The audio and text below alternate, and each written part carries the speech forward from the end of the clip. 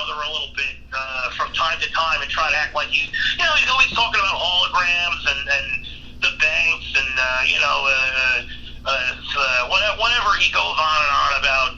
So I get a little nervous. I just want to make sure everything's okay, but everything's okay with him. But he said that Joseph Evaldi's idea was a great idea. And I have an idea too, but you go ahead, Joseph. Let me hear what you got to say. Okay, this is what I gotta say. I was having a conversation with Ricky, and he is the head of the Ulcanus Network, and he was saying this. He was saying, I have a lot of time constraint stuff going on, that some projects have got to end, but I want you to run the ball with the Ricky and Wolfman Show. Yeah, I mean, you and him had that previous discussion, and be aware of that, because I kind of made an ass out of myself, because I was kind of upset. I was like, well, my show didn't even really get a fair shake, so I was going to kind of ask you, and I know it's a little shameless on you. Well, you have, let's just say, we have, I know Joe Vexter and Uncle Kurt have met before. They were in the studio before, Joe and Vexter, I just gotta say this. Joe Vexter is one of the most professional broadcasters that I've ever had the privilege of meeting in my life. And it would really be great if I could work for him for at least 3 cheeseburgers an episode. I would really appreciate that.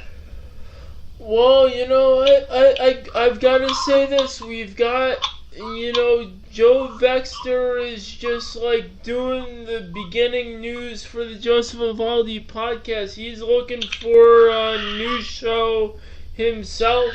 He wants to branch out. I mean, he was saying, I could do this. I want to be free and do my own this stuff. Oh, sorry. Horrible allergies today. Sorry to hear. Hello? I'm here. Yeah, so what I'm saying is I think that Joe Vexter and I could really do a lot. Hoping to bring this country together and whatever, you know what I mean? So, see, this is what I was thinking. Yeah. I mean, I'm a visionary, and how about we keep the theme of yesterday's news, but we call it Yesterday's News with Joe Vexter and Uncle Kurt. Well, Curtis Bearhart is how I went, but we could talk about. I think that sounds like a great idea, because that would give Joe Vexter the singular programming that he's always wanted. He and I, we had a long talk about what he hopes for the Joseph Evaldi Network. So considering I'm not welcome around here in Oakwood, I definitely would like to hop on board another sinking ship, if you know what I mean. I got you. I mean, it's gonna be interesting. We wanted to try to get Ricky, the head of the Ulcanus Network. I know he's very busy, and do come around the end of August, maybe we'll get him on. But it's we're happy to have you aboard. That sounds great. And I'm gonna go find my brother and do a victory dance in front of him and explain to him what he's lost and what you've gained at the Joseph Evaldi Network. I got you. I mean, we would still like to have your wisdom with Uncle Kurt, a little bit on. We would like wisdom with Uncle Kurt on the Joseph Evaldi podcast sometimes too. Well, you get those channels going, and I'll get those cheeseburgers cooking, and I'll be there in 2 shakes of a lamb's tail.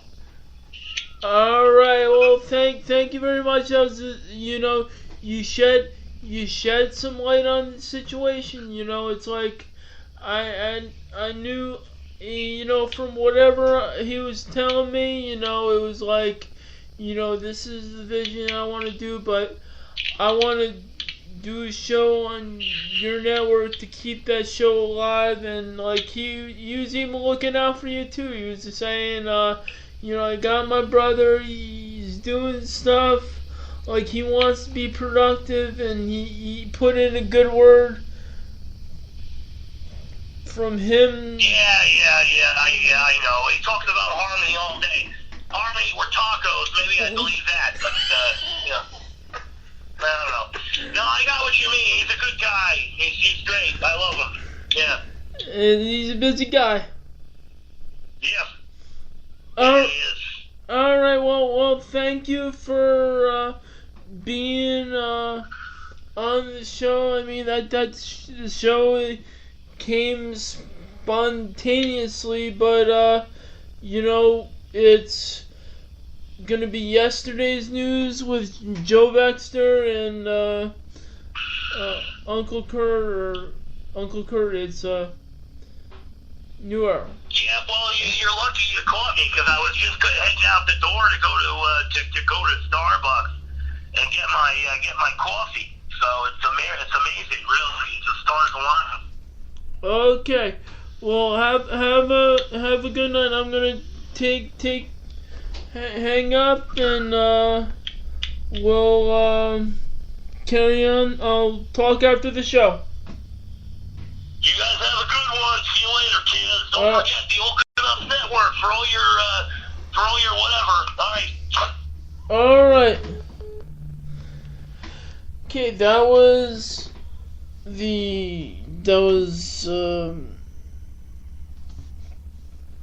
Uncle Kurt from formerly the Old Network, but is now part of the Joseph Evaldi Network. But as Ricky said, there's a lot more visions ahead of the Old Network, and there's visions in store with the Joseph Evaldi Network, and we're happy to have both of them aboard.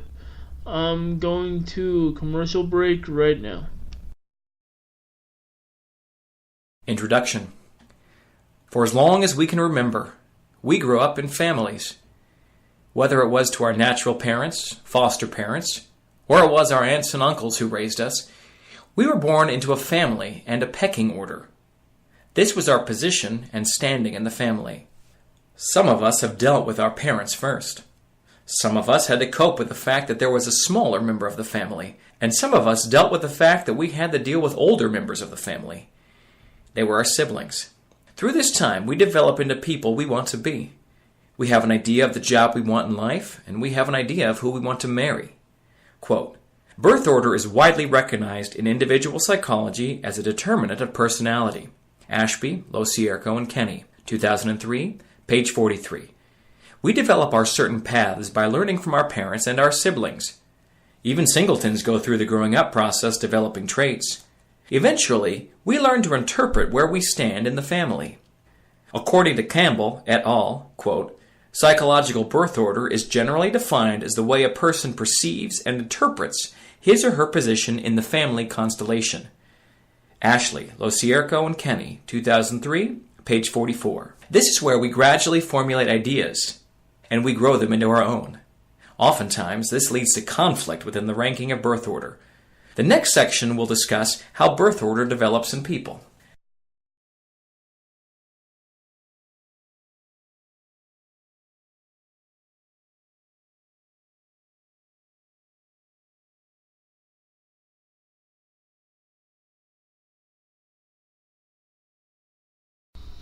That was birth order, how the roles of each siblings are placed at birth. That was written by Joseph Evaldi. It is now available on Audible and iTunes, and available on the Amazon Kindle. Back to the podcast. I am going to have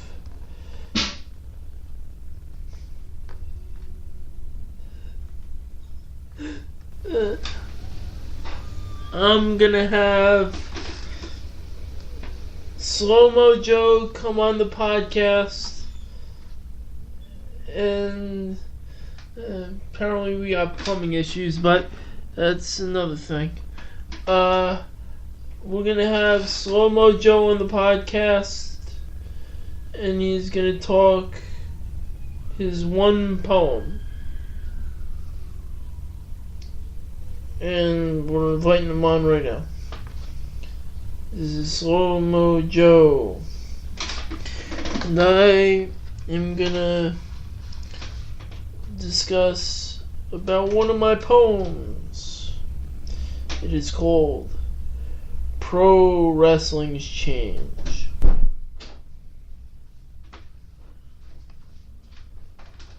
Pro Wrestling's Change. It is said the names change, but the game remains. Still, we try to cling on to the past. The past only lives in memory. Wrestling is an example of this. There are DVDs to capture the heroes from the past. Their moves and catchphrases live in the history. Still, the matches echo the past on YouTube. Only the Hulk is left from when I was watching. Some of those wrestlers have lost their lives. New stars have emerged from the period of turmoil. Watching wrestling is interesting and fun again. The feuds are developing as in the past. There isn't an Andre. There is a Big Show. Goldberg isn't there, but there is a Ryback. The Four Horsemen are long gone. Now there is the Shield. Rick Rude has passed on. Now there is Bobby Roode. Wrestling families have left their legacy behind. Cowboy Bob Orton has passed his legacy on to Randy Orton. Dusty Rhodes has passed his legacy on to Cody Rhodes. The late Kurt Hennig left behind his legacy to Curtis Axel. And Scott Hall will leave his legacy behind to Cody Hall. In times of change, wrestling has endured its season. It's gone through the period of NWO and DX. It survived the invasion and the rebuilding period. Wrestling has come back stronger. I watched wrestling ever since I was a kid.